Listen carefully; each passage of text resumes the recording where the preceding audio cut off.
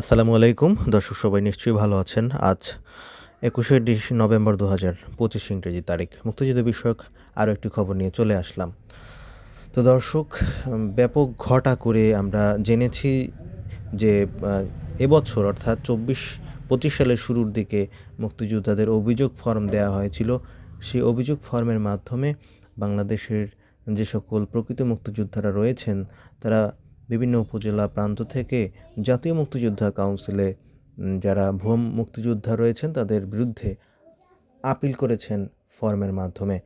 তো সেই demo copy কিন্তু এখনও আমরা অনলাইনে দেখতে পাচ্ছি, অর্থাৎ মুক্তিযুদ্ধ বিষয়ক মন্ত্রণালয়ের ওয়েবসাইটে সেই যে অভিযোগ ফর্ম সেটি এখনও রয়েছে।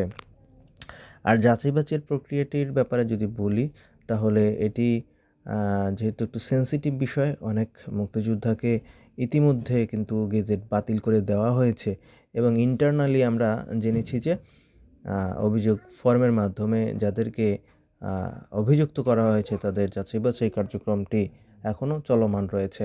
তা আপনারা যে স্ক্রিনে দেখতে পাচ্ছেন এখানে অনেকগুলো বিষয় রয়েছে।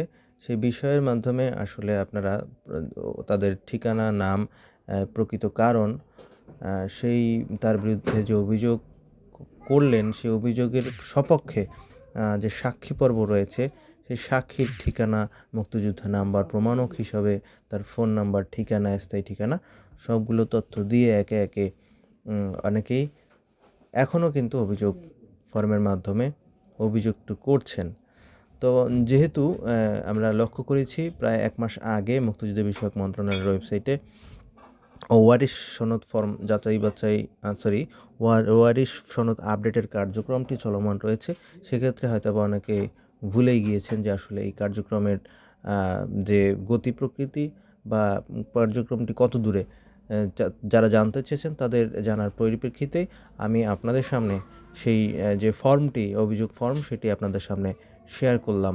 তো দর্শক, আপনারা যদি পিডিএফ কপি পেতে চান তো পিডিএফ কপি আমার কমেন্টসে আপনারা লিখে জানান, আমি আপনাদেরকে মেইলের মাধ্যমে, আপনারা ইমেইল দিলে আমি ইমেইলে আপনাদেরকে সেটি প্রদান করব।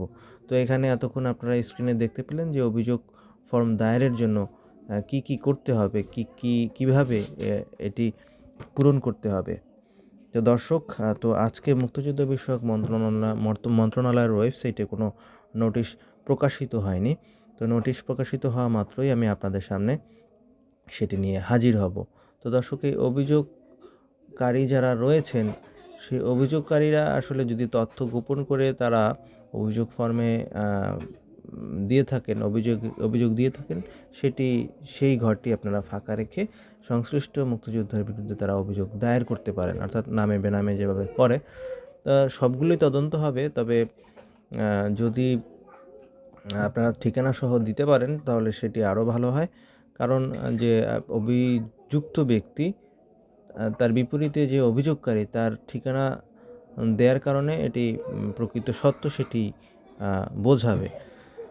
আর অনেকে হয়রানিমূলক অভিযোগ দিয়ে থাকেন, সেটি সরেজমিনে পাওয়া যায়, কিন্তু আসলে এটি ঠিক না। কারো হয়রানির জন্য এটি অবশ্যই করা ঠিক না।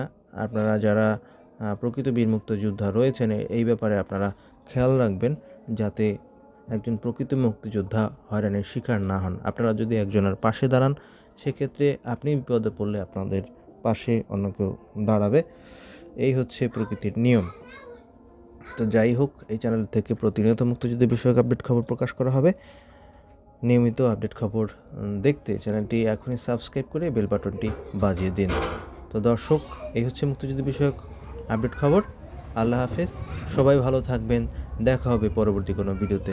আর আপনারা কোন বিষয়ে ভিডিও পেতে চান সেই বিষয়টি সম্পর্কে অবশ্যই আমাদেরকে লিখে জানাতে ভুলবেন না। তো আল্লাহ হাফেজ, আসসালামু আলাইকুম।